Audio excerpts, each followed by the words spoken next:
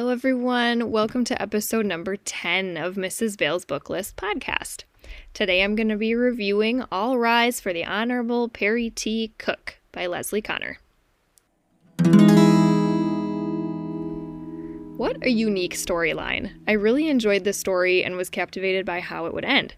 I struggled to decide which list to put this one on. Is it appropriate for typical middle school readers or more like high school readers? In the end, I chose to put it in the mature readers list. I'll tell you why. This is a long book, 350 plus pages, so readers should be unintimidated by the thickness of a spine.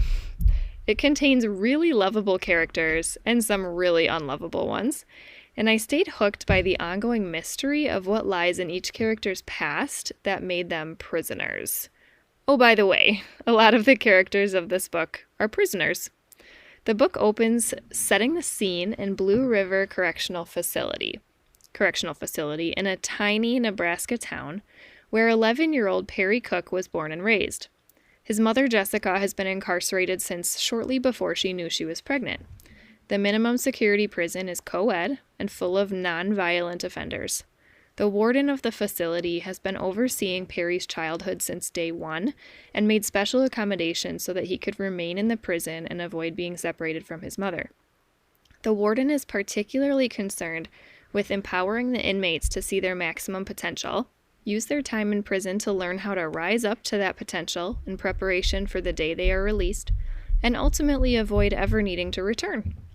Perry is not imprisoned. He's allowed to leave the facility to attend school and outings at will with trusted adults on the outside. His mom is a very positive, strong character who earns a social work degree while incarcerated, works within the prison to help other inmates see their potential, and she raises Perry to be a respectful, perceptive, and caring person. As the book opens, Perry's mom is finally reaching her parole date. Their world is turned upside down, however, when they receive word that the local district attorney has decided to use Perry's mom's case as his community legacy, pinning the whole situation as cruel treatment of Perry. He claims that Perry needs to be released from that place in order to live a more comfortable, normal life, and postpones his mother's parole hearing date until further notice as the case is looked into. Perry is taken from his mother's custody and forced to live under the DA's roof, whose stepdaughter happens to be Perry's best friend and only friend from school, Zoe. The DA intends this housing situation to reflect his own compassion and hospitality. But the prison is Perry's home, and all he wants is to be with his mother and the people he loves, who all reside within the walls of the prison he now needs permission from the DA to visit once a week. The rest of the book progresses as a mystery as Perry and Zoe seek to figure out how to get Perry back to his mom, how to get his mom's parole hearing back on the schedule, and how to counter the DA's self-seeking mission to keep Perry's mom in prison. And of course, through this quest, Perry slowly starts to learn the incarceration stories of the inmates who have helped raise him, and ultimately his mother's, which doesn't seem to add up. The nature of the setting lends itself to some themes that could invoke some discussion and even debate. Some of the inmates are victimized in the story, portrayed as people who found themselves in the wrong situation at the wrong time and didn't understand the importance of legal counsel.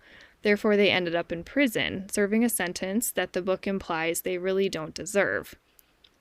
This struck me as potentially a controversial message because there's so much debate about prison reform and the function of the justice system.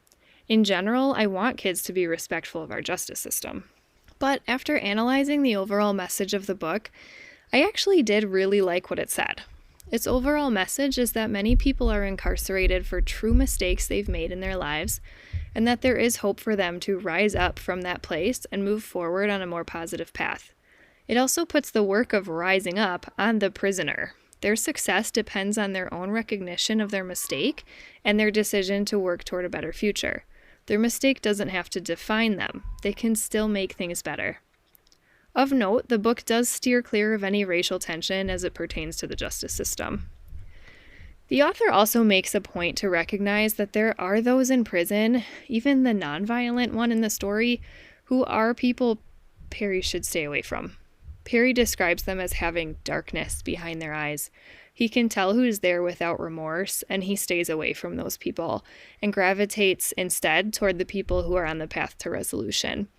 He has virtually no interactions with those negative characters. The ending is highly satisfying, but I won't give any spoilers. Although the topic can be seen as controversial among some parents and teachers, I do think the book is extremely relevant and may really prove relatable for some kids. The author states in the endnotes that about 1 in 28 children in the U.S. have an incarcerated parent. This shocked me and told me that the story has a major place on the shelf. The appropriateness factors, though, are mostly what made me decide to put this one on the mature readers list. Alcohol and drug content. Although there's no active drinking or drug use in the story, alcohol abuse does play a role in Perry's mother's story. It contributes to the negative unfolding of events that leads to her incarceration, so although it is present, it does send a message that no good comes of it. Sexual content. There's mild mention of relationships forming between male and female inmates. Inmates are not allowed to touch each other technically, so there is limited space for this. Unspoken implication that Perry's mom had premarital sex leading to her pregnancy with Perry. Language. Mild, very infrequent vulgarities such as damn and hell exist mostly as the inmates tell their stories. Violence. Inmates recall accidents that led to their incarceration, one involving threatening a thieving minor with a gun, but the gun is not actually the cause of the accident, per se. There's brief graphic descriptions as they relive the memories, but not excessive. No active violence in real time is present in the story. Perry's bullied by other kids at school, but mostly verbally. This is a really interesting story with a positive message about redemption and fighting for others. If your reader has the stamina for a 350-plus page book, I really recommend this one. Happy reading! Thank you so much for listening today. As always, you can find show notes and the web version of Mrs. Bale's book list at KristenEmilyBale.com. That's Kristen with an E and Bale with a B-E-H-L. May God bless your day.